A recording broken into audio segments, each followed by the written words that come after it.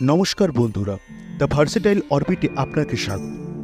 পশ্চিমবঙ্গে মহাদেবের অনেক মন্দির রয়েছে, কিন্তু তার মধ্যে এক অন্যতম প্রধান ও প্রসিদ্ধ শিব মন্দির হল বাবা তারকনাথের তারকেশ্বর মন্দির। কিন্তু এখানে কিভাবে আবির্ভূত হন মহাদেব, কিভাবে গড়ে ওঠে এই মন্দির, কেই বা নির্মাণ করে এই মন্দিরের, ও অলৌকিক দুধ পুকুরের জলে কি চমৎকার রয়েছে, এরকম অনেক লুকিয়ে থাকা রহস্যের সমাধান পেতে ভিডিওটি শেষ পর্যন্ত দেখবেন।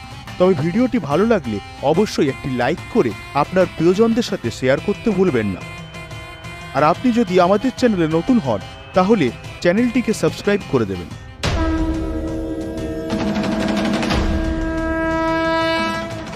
পশ্চিমবঙ্গের হুগলি জেলায় অবস্থিত প্রসিদ্ধ এই তারকেশ্বর মন্দিরের নির্মাণ হয়েছিল 1729 সালে। এখানে পূজিত হন দেবাদিদেব মহাদেব। এই মন্দিরটি বাংলার বিখ্যাত আটচালা স্থাপত্যশৈলীর ধাঁচে নির্মিত, যার গর্ভগৃহে বিরাজমান মহাদেবের স্বয়ম্ভু শিবলিঙ্গ।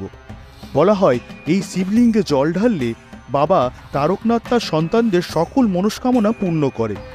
এই মন্দিরের ঠিক পাশেই রয়েছে প্রাচীন তারকেশ্বর মন্দিরের ধ্বংসাবশেষের কিছুটা অংশ। বহু বছর পূর্বে উত্তরপ্রদেশের নিবাসী বিষ্ণু দাস ও তার ভাই ভারমাল্য সমগ্র পরিবারকে নিয়ে চলে আসেন এই হুগলি জেলায়। ভারমাল্যের গোশালায় কপিলা নামের এক গরু ছিল, যেটি অন্যান্য গরুর তুলনায় প্রচুর দুগ্ধদান করত। আর এই গোশালার দেখাশোনা করতেন মুকুন্দ ঘোষ নামের গোয়ালা। তিনি প্রতিদিন গরুদের জঙ্গলে গোচারণের জন্য নিয়ে যেতেন। এরপর হঠাৎ করে একদিন রাজা ভারমাল্য লক্ষ্য করেন যে কপিলা গরুটির দুধের পরিমাণ কমে গেছে। তাই তিনি গোপালক মুকুন্দ ঘোষের কাছে এর কারণ জানতে চান। মুকুন্দ ঘোষ নিজেও এতে অবাক হয়ে যায় এবং ভারমাল্যকে কিছুই উত্তর দিতে পারে না। এতে ভারমাল্য ক্ষুব্ধ হয় ও সন্দেহ করে মুকুন্দ ঘোষের উপর। আর অন্যদিকে দুঃখিত ও অভিমানী মুকুন্দ ঘোষ ঠিক করে এর রহস্য তিনি বের করেই ছাড়বেন। এরপর থেকে মুকুন্দ ঘোষ নজর রাখা শুরু করে দেয় কপিলা গরুটির উপর। পরদিন মুকুন্দ ঘোষ দেখে কপিলা জঙ্গলের দিকে যাচ্ছে, তখন সেও পিছু নেয় কপিলার।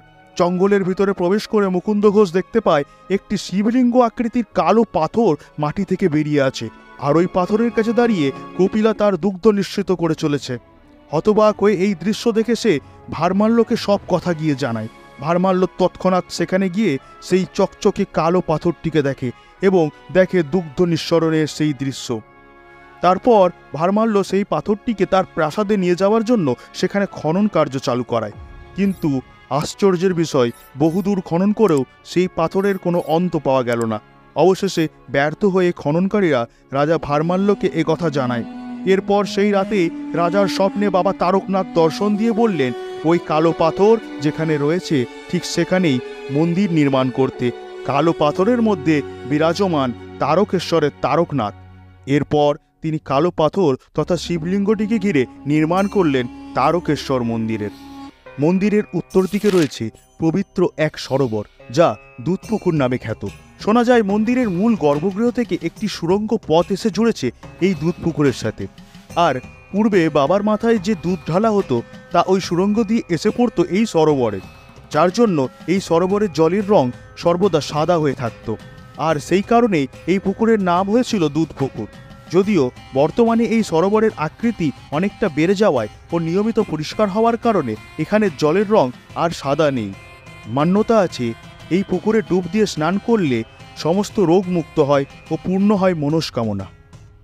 তারকেশ্বর মন্দির থেকে প্রায় 37 কিলোমিটার দূরে অবস্থিত শ্যাওড়াপুলির ঘাটের সাথে জুড়ে রয়েছে বাবা তারকনাথের রহস্য।